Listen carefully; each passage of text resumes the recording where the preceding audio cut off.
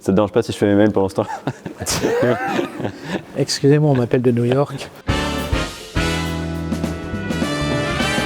On va parler de l'importance pour les avocats pénalistes d'avoir une vision transverse entre les différentes matières et parfois au-delà de nos frontières. Arrêtez d'écouter ceux qui vous disent que c'est foutu, que les avocats c'est la fin, etc. Non, au contraire, parce que c'est le moment de l'avocat, c'est la transversalité, l'agilité pour arriver à traiter des dossiers. L'avocat, il a commencé généraliste. Et avec le temps, évidemment, c'est de plus en plus spécialisé. On a tendance à être un peu chacun dans nos couloirs, mais les matières, elles ont continué à s'entremêler, à avoir des enjeux qui sont croisés et qu'on doit pouvoir prendre en compte pour pouvoir établir une stratégie globale et savoir mesurer un risque pour un client et y répondre. Comment est-ce qu'on couple cette hyper spécialisation qui est nécessaire parce que les matières deviennent de plus en plus techniques avec cette nécessité de généralisation pour pouvoir avoir cette big picture du dossier et répondre au mieux aux besoins du client. Le truc un peu, je dirais, vanille, c'est contentieux commercial et puis contentieux pénal en même temps. On va avoir des 145 qui vont être supportés potentiellement par une citation directe, par une plainte avec constitution de partie civile et donc on va travailler de concert avec les autres équipes du cabinet pour justement pouvoir établir la meilleure stratégie la plus fine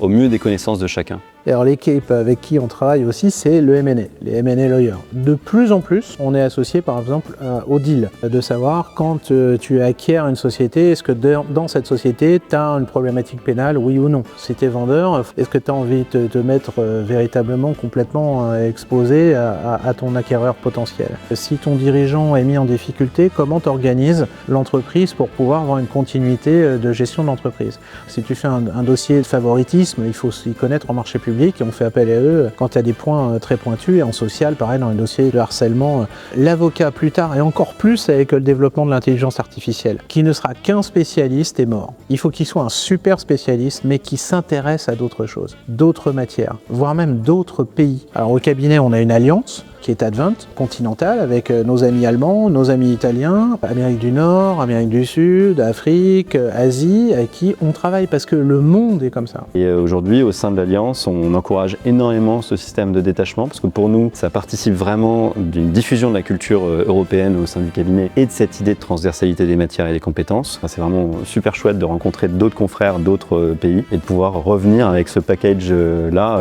enrichi de cette expérience culturelle parce que c'est de ça dont on parle, c'est vraiment pas qu'une question de droit, une question de culture. Comment est-ce qu'on aborde le droit dans chacun de ces pays-là? Comment est-ce qu'un juriste ou un avocat dans un autre pays gère son secret? Comment est-ce qu'il fait pour le gérer avec notre client en France, avec les filiales potentiellement dans ce pays-là? D'autant qu'en plus, c'est dans notre code de déontologie, c'est prévu. Tu dois t'assurer du secret du confrère, alors c'est souvent hors Union européenne, parce que dans l'Union, c'est quand même assez normalisé. Et là aussi, tu dois t'imprégner d'une certaine culture pour ne pas faire d'impair. Que ce soit avec les confrères, les clients et les magistrats. Moi, je me souviens, quand j'ai commencé en 90, c'était un petit lac, le droit pénal des affaires, maintenant c'est un vrai océan, quoi. Donc, il y a beaucoup à faire, mais ça nécessite d'avoir un esprit très, très, très libre et très curieux des autres cultures, des autres droits, des autres pratiques, des autres métiers, etc. Par exemple, Gilda, lui, toi, tu fais une école de commerce, toi.